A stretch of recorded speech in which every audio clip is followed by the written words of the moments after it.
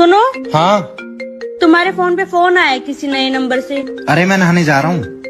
Phone उठाओ, देखो कौन है।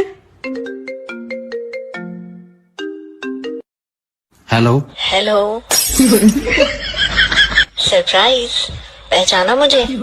नहीं, आप कौन? आपकी प्यारी पड़ोसन।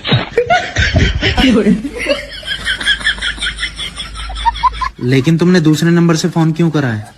आप ही ने तो कहा था कि मेरा नंबर आपकी बीवी को पता चल गया है, इसलिए मैंने आपसे बात करने के लिए नया नंबर लिया है।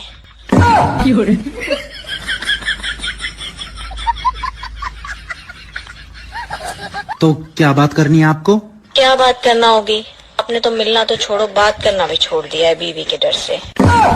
वैसे मेरा आज कुछ रोमांटिक बात करने का दिल है, तो ये बताइए 21 के बाद क्या होता है? 21?